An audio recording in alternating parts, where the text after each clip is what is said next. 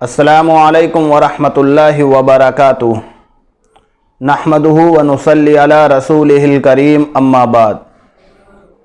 हज़रात नाज़रीन, वंदे मातरम क्या है और मुसलमान वंदे मातरम क्यों नहीं गाते? ये एक निहायत ही अहम मसला है मुसलमानों के लिए। बल्कि मैं ये कहूँगा कि गुज़िश्ता चंद सालों के अंदर इस मसले को अहम बना दिया गया है, इसलिए कि मुल्क के अंदर ऐसे कुछ फ़र्ज़ी देशभक्त मौजूद हैं जिन्होंने वंदे मातरम गाने को देशभक्ति का मेयार करार दे दिया है।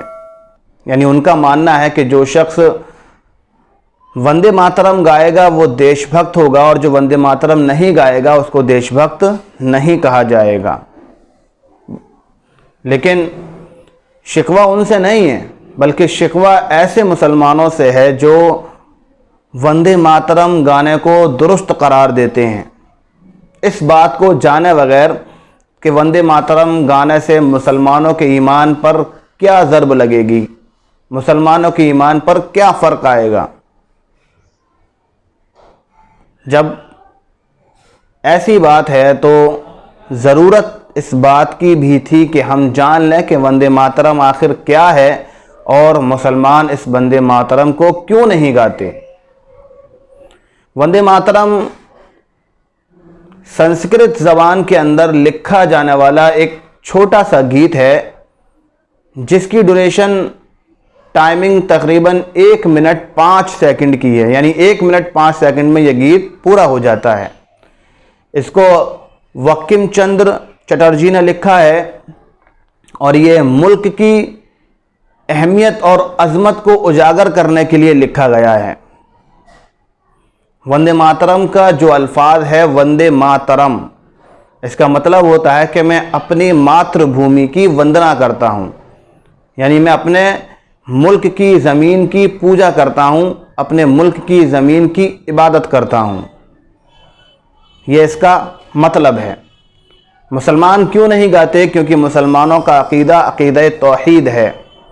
यानी मुसलमानों का मानना ये है कि अल्लाह रब्बुल इज़्ज़त के अलावा कोई भी इबादत के लायक नहीं है, कोई भी वंदना और पूजा के लायक नहीं है। सिर्फ़ अल्लाह ही की ज़ात है कि जिसकी इबादत की जाए, जिसकी वंदना की जाए, जिसकी पूजा की जाए। अब अगर कोई मुसलमान वंदे मातरम गाता है, वंदे मातरम कहता है, तो मतलब ये है कि अक़ीदा तौहीद के ऊपर ज़रब लगती है और वो अल्लाह रब्बुल इज़्ज़त के साथ दूसरी चीज़ को इबादत के अंदर शरीक कर देता है, जिसको साफ अल्फाजों में शिर्क कहा जाता है। जब ये शिर्क हुआ तो अल्लाह रब्बुल इज़्ज़त ने कुरान करीम के अंदर भी और अहादीस मुबारका के अंदर भी शिर्क को सबसे बड़ा गुनाह करार दिया है। और यहाँ तक अल्लाह के रसूल ने फरमाया है कि शिर्क करने वाले शख्स की बख्शिश भी नहीं की जाएगी। इसलिए मुसलमान वंदे मातरम या इस जैसे दूसरे गीत गाने से बचता है, गाना नहीं चाहता। जब गाना नहीं चाहता तो अब इस ना गाने की बिना पर मुसलमानों के ऊपर देशभक्ति का लेवल हटा दिया जाता है। मुसलमानों को देशभक्त नहीं माना जाता, जबकि मुसलमान इसके मुकाबिल जय हिंद कहने को तैयार है, जय भारत कहने को तैयार है। लेकिन कुछ फर्जी देशभक्तों का मानना यही रहता है कि नहीं, जो हम चाहते हैं आप वही कहेंगे। यानी आप मुल्क के अंदर रहते हुए वंदे मातरम कहेंगे, जबकि वंदे मातरम हमारे कॉन्स्टिट्यूशन, हमारे संविधान के हिसाब से हमारा राष्ट्रगान भी नहीं है। और हमारा कॉन्स्टिट्यूशन, हमारा संविधान हमको ये इजाज़त देता है कि हम मुल्क हिंदुस्तान के अंदर रहते हुए अपने मज़हब, अपने रिलीजन को फॉलो कर सकते हैं। बहरहाल बहस लंबी हो सकती है। दरख्वास्त सिर्फ इतनी सी है मुसलमानों से कि वंदे मातरम हो या इस जैसे कोई दूसरे अल्फाज हों या इस जैसा कोई दूसरा गीत हो, उसके गाने से बचें। ये बहुत बड़ा गुनाह है। हाँ, हम राष्ट्रगान जो हमारा है हम इसको गाते हैं और इसको गाते रहेंगे।